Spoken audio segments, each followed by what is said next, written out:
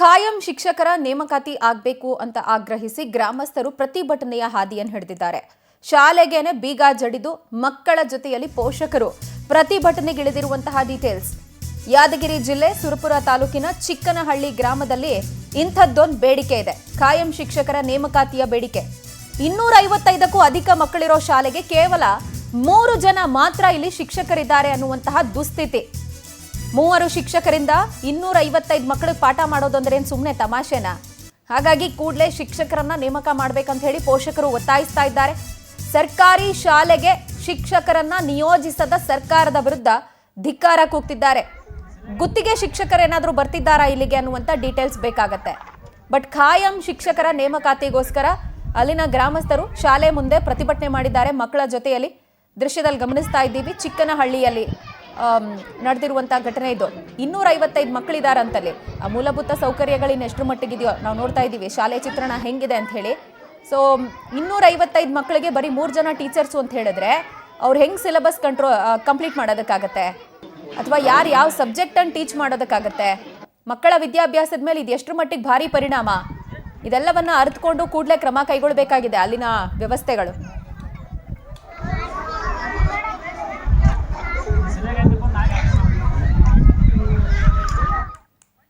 ಈ ಬಗ್ಗೆ ಡೀಟೇಲ್ಸ್ ಕೊಡ್ತಾರೆ ನಮ್ಮ ಪ್ರತಿನಿಧಿ ಮಹೇಶ್. ನಮ್ಮೊಂದಿಗೆ ದೂರವಾಣಿ ಸಂಪರ್ಕಕ್ಕೆ ಸಿಗ್ತಾ ಇದ್ದಾರೆ. ಮಹೇಶ್, ಎಷ್ಟು ಕಾಲದಿಂದ ಇಂಥದ್ದೊಂದು ದುಸ್ಥಿತಿ ಅಲ್ಲಿದೆ? 255 ಮಕ್ಕಳಿಗೆ 3 ಜನ ಟೀಚರ್ಸು ಅಂದ್ರೆ ಮಕ್ಕಳನ್ನ ಕಂಟ್ರೋಲ್ ಮಾಡ್ತಾರಾ? ಸಿಲೆಬಸ್ ಕವರ್ ಮಾಡ್ತಾರಾ? ಹಿರಿಯ ಅಧಿಕಾರಿಗಳು, ಶಿಕ್ಷಣ ಇಲಾಖೆ ಅಧಿಕಾರಿಗಳಿಗೆ ಇದು ಕಣ್ಣಿಗೆ ಬಿದ್ದಿಲ್ವಾ ಇಷ್ಟು ವರ್ಷ?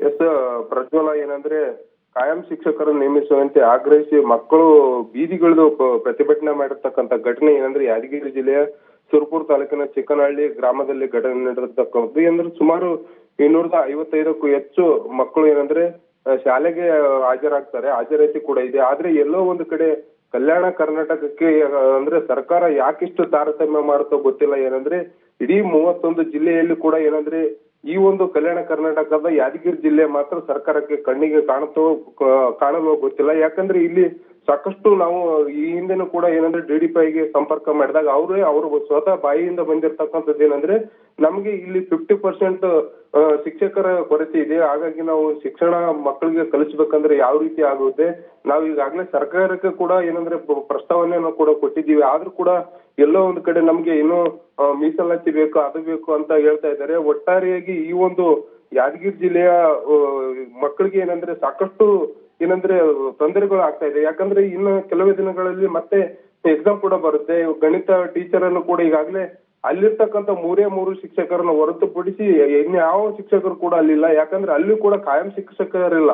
ಅತಿಥಿ ಶಿಕ್ಷಕರ ಮೇಲೆ ಎಷ್ಟೋ ಶಾಲೆಗಳು ಕೂಡ ಇನ್ನೂ ಅವಲಂಬಿತರಾಗಿದ್ದಾರೆ. ಯಾಕಂದ್ರೆ ಸರ್ಕಾರ ಇಂಥ ಶಾಲೆಗಳಿಗೆ ಕಾಯಂ ಶಿಕ್ಷಕರ ನೇಮಿಸಬೇಕು. ಒಂದು ವೇಳೆ ಕಾಯಂ ಶಿಕ್ಷಕರನ್ನು ನೇಮಿಸದೇ ಇದ್ರೆ ನಾವು ಉಗ್ರ ಹೋರಾಟ ಮಾಡ್ತೀವಿ ಅಂತ ಕೂಡ ಅಲ್ಲಿನ ಪೋಷಕರು ಕೂಡ ಹೇಳಿರ್ತಕ್ಕಂಥದ್ದು. ಒಟ್ಟಾರೆ ಈ ಒಂದು ಶಾಲೆಗೆ ಕೂಡ ಬೀಗ ಹಾಕಿ ಈ ರೀತಿಯಾಗಿ ಪ್ರತಿಭಟನೆ ಕೂಡ ಮಾಡಿರ್ತಕ್ಕಂಥದ್ದು ಪ್ರಜ್ವಲ. ಫೈನ್ ಮಹೇಶ್, ಥ್ಯಾಂಕ್ ಯು ತಮ್ಮೆಲ್ಲ ಡೀಟೇಲ್ಸ್ಗೆ.